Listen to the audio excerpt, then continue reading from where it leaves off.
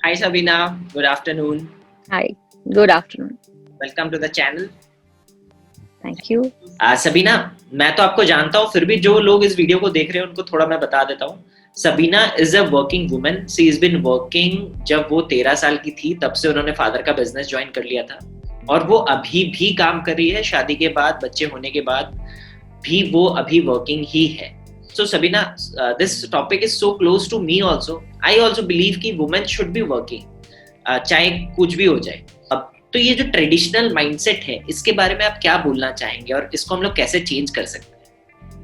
एक तो जो हमारी कंट्री है, राइट, यहाँ पे ट्रेडिशंस और कल्चर को बहुत इम्पोर्टेंस दिया जाता है और ट्रेडिशनली ये मानना है कि एक औरत का काम वही है, मतलब गृहस्थी संभालना हो गया, और जब काम की बारी आती है तो वो एक आदमी का काम हो जाता है. और ये बहुत इस क्या व्हाट डू आई से, इसकी जड़ें बहुत पुरानी है और ये जो थॉट है ये बहुत डीप रूटेड है. और ये बिलीफ दोनों में है. एक मेल को भी एक बिलीफ है और फीमेल को भी ये बिलीफ है. तो क्या हुआ इस वजह से, लेट्स से एक औरत ने कभी इसको अपोज नहीं किया है या तो उसको क्वेश्चन नहीं किया है कि कैन आई आल्सो पार्टिसिपेट, क्या मैं एक फैमिली बिजनेस या फिर एक कॉर्पोरेट वर्ल्ड का हिस्सा बन सकती हूँ या नहीं. और इसमें that's what I am saying. I think 3 बहुत इम्पोर्टेंट एस्पेक्ट है. एक तो एक मानसिकता है, माइंडसेट है, कि can this mindset be changed, can we question this mindset. Secondly, I think important ये भी है कि एक like I said, औरतें भी इसको फिलहाल was giving into it कि ये ठीक है, ऐसे हो रहा है तो होने दो, चैलेंज नहीं करते इसको for whatever reasons. For example, अगर औरत का देखा जाए तो वो ये सोचती है कि से मेरे घर में मेरा भाई है तो फिर मेरी जाने की क्या जरूरत है. या फिर नहीं, सबका मानना यही है कि मुझे घर संभालना है, वो मेरी पहली जिम्मेदारी है. तो ऐसा ना हो कि ऑफिस का काम करते करते I forget my this responsibility. या फिर उनको ये होता है कि लेट्स से जॉइंट फैमिली में, I think specially Marwari, Gujarati, जहाँ पे बहुत बड़ी फैमिलियां होती है, इफ दूसरे मेंबर्स ज्वाइन नहीं कर रहे तो फिर मैं करूंगी तो कुछ फैमिली में प्रॉब्लम तो नहीं होगा. ये एक लड़की का माइंडसेट हो जाता है कि उसे लगता है कि उसके काम में आ जाने से प्रॉब्लम ही होने वाला है. सो she is not very comfortable. एक मेल माइंडसेट देखे तो उनको भी यही सिखाया जाता है बचपन से कि आपका काम है, मतलब आप फाइनेंसेस देखिए, आप you are the earning member. तो मैं मतलब क्यों बेटी या फिर बहू या फिर वाइफ को क्यों इन्वॉल्व करूं. एक थोड़ा मे बी इट्स ऑल्सो थोड़ा उनको लगता है साइन ऑफ वीकनेस है कि क्या मैं अकेला नहीं कर पाऊंगा या क्या मेरा बेटा काबिल नहीं है, तो why should I be pulling my daughter. That is, I think, one thing that the man thinks of.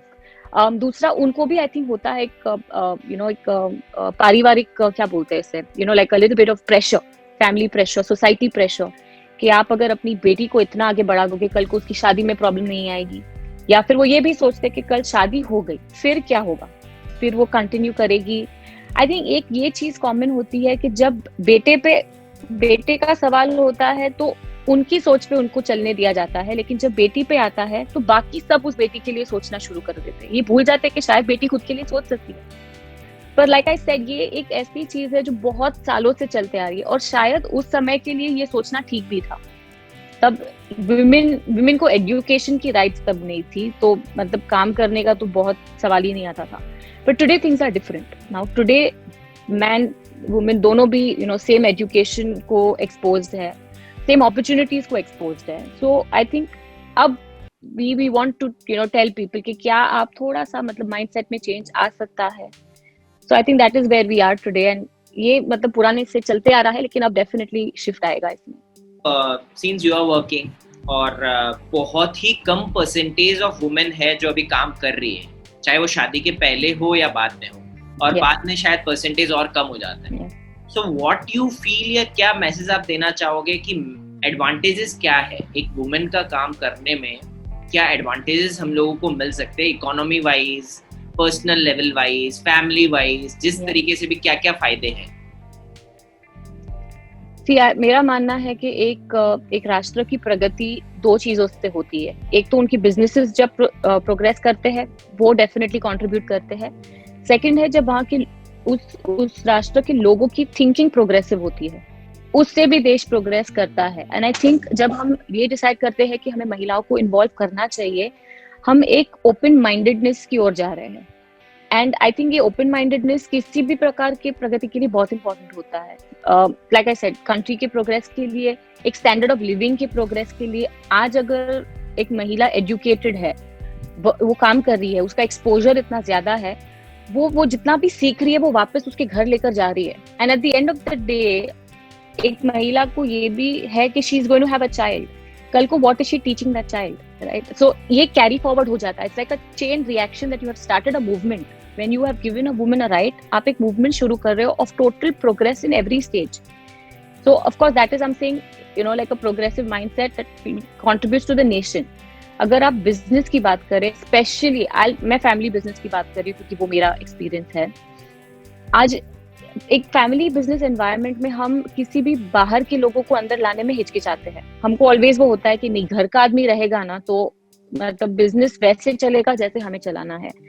Philosophies है हमारा, जो एक बिलीफ सिस्टम है, वो तभी इंटैक्ट रहेगा जब हमारे खुद का कोई पहचान वाला उस जगह पे आएगा.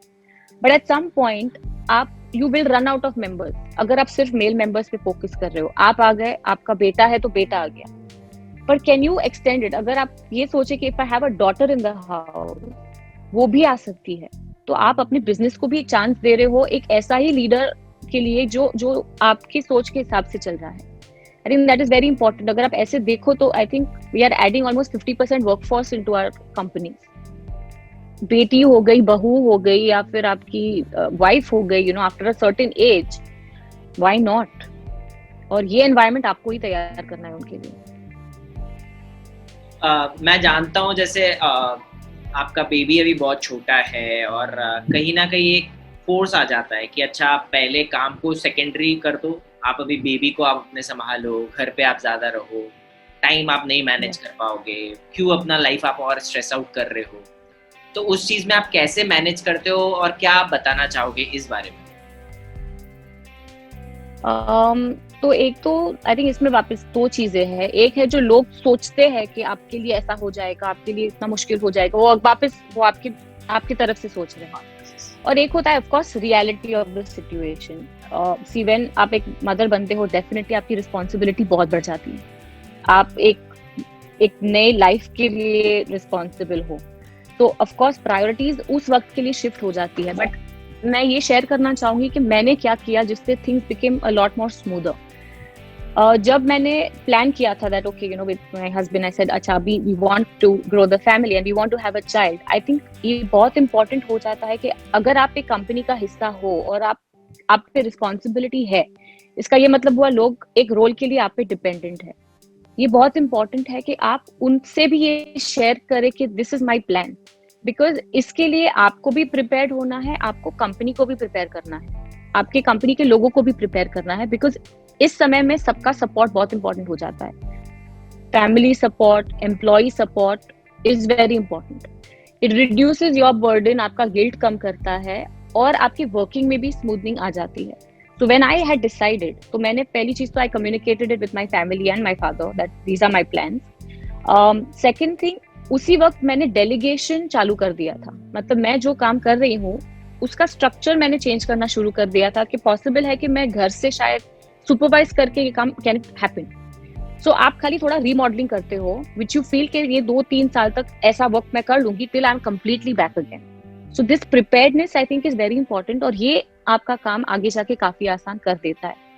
ये मैं कह रही हूँ तो ये ठीक है, काम में आसानी हो जाती है, फिर भी as a mother I think emotionally एक अलग सा यू नो एक क्या बोलते हैं डिफरेंट राइड. आपको लगता है कि नहीं बिजनेस को भी मेरी जरूरत है, फिर आपको लगता है नहीं बेबी को भी मेरी जरूरत है, तो वो एक थोड़ा इमोशनल बैटल चलते रहता है. बट एक फैमिली और कंपनी सपोर्ट से इट इज पॉसिबल. बिकॉज अगर मतलब इसमें फर्स्ट थॉट मेरे हिसाब से सबको ये रखना चाहिए कि काम तो करना है. एटलीस्ट आप ये जो थॉट एक रखें, मतलब वो एक जो इतना इजी छोड़ देते हैं वो चीज नहीं होना चाहिए. एटलीस्ट आप ट्राई करोगे, नहीं वो होनी ही नहीं चाहिए. भले लोग ये बोले, आपने एक रिस्पॉन्सिबिलिटी ली है तो you have to figure out के how best you are going to deliver. आप वो रिस्पॉन्सिबिलिटी को निभाएंगे. ये सब चीजें आते रहेंगी. Once the kid grows big, फिर आप नहीं बोल सकते अच्छा मैंने जहाँ छोड़ दिया था वहीं चल पिक अप. वो पॉसिबल भी नहीं है ना. आपने इतने साल मेहनत किया, फिर वो ब्रेक हो गया, इट्स वेरी डिफिकल्ट.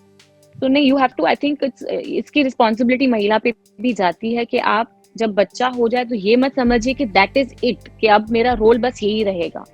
वो एक रिमाइंडर बहुत इंपॉर्टेंट है that no, you are responsible for a company, so you can't just नहीं अब याद से नहीं करूंगी मैं, ऐसा इट डजंट वर्क। आपका स्टोरी भी बहुत स्टार्टिंग से ही मैंने सुना है, बहुत ही कहीं ना कहीं आपने बहुत ही अर्ली एज में आपको इंटरेस्ट आ गया था।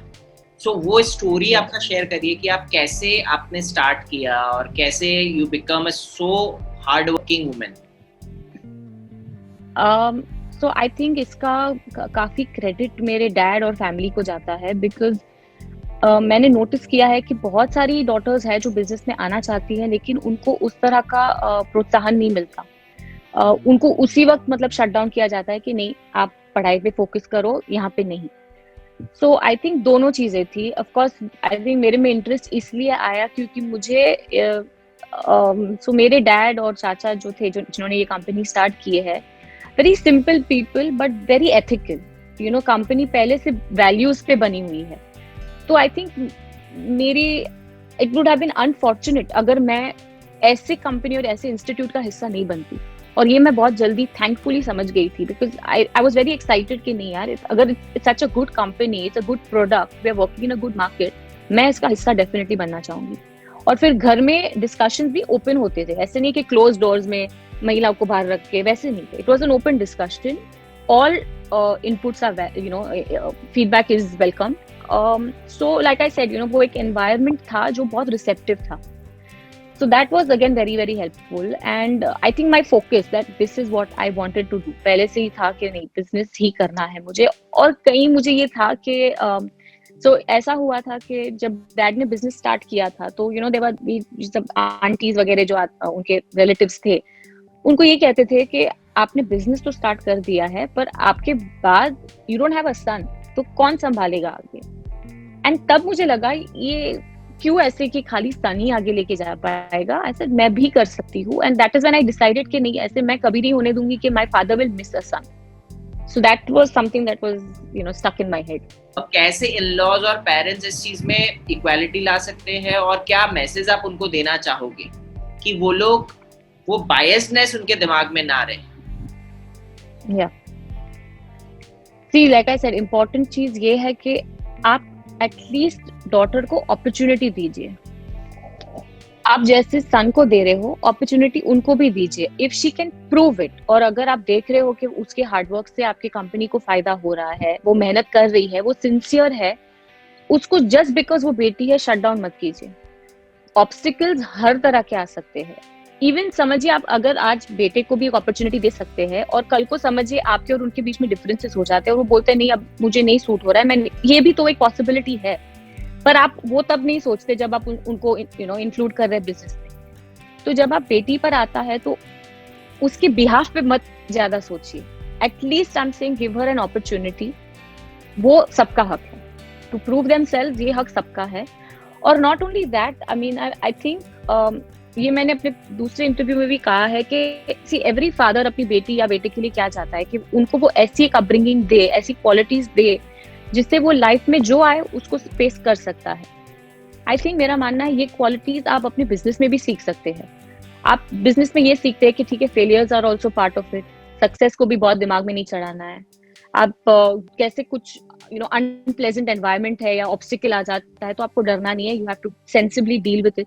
तो ये सेम लेसन्स जब आप उसको अपने खुद के बिजनेस में, आपके खुद के सुपरविजन में दे सकते हैं तो why not, you know, why don't think too much about your daughter. वो खाली फिर एक्सक्यूजेस हो जाते हैं उसे ना लाने के लिए। सो आई थिंक मेरा small request is at least give her the opportunity. At least आप चांस दोगे, और जैसा मैं मानता हूँ कि कहीं ना कहीं ज्यादा बेटर रिजल्ट्स ही मिलेंगे आपको। अपन चांस से भी ओवरथिंक, और कहीं ना कहीं लग रहा होता है कि नहीं सकेगी, नहीं कर पाएगी, एक थॉट प्रोसेस है सबके दिमाग में। या और एक यू नो लेडी जब बिजनेस में आती है ना, तो एक लेडी की खुद की भी बहुत सारी क्वालिटीज है which are very good for business. I mean I really strongly feel that. आज अगर आप देखिए मेरे बिजनेस में मैक्सिमम सीनियर पोजीशंस में I have women, right from my factory to my, you know, my showroom. I actually have women who are leading. Factory mein my managers are ladies, my sales manager is a lady, and I know कि इनमें थोड़ी ऐसी qualities है which are very very beneficial किसी भी business के लिए. और मैं ये सोचती हूँ कि इसी नेचर ने डिसाइड किया था, राइट, दैट एक lady is going to give birth to a child. So she is got certain qualities because वो एक माँ बनने वाले हैं ना, उनकी क्वालिटीज एक कुछ ऐसी होती है. For example honesty. बहुत कम सुनने में आता है कि एक लेडी करप्ट है या बहुत होते होगी ना, नहीं बोलती, पर मात्रा में ज्यादा डेफिनेटली फिलहाल that men can be more corrupt than women. तो एक ऑनेस्टी आ जाती है, एक सिंसियरिटी आती है.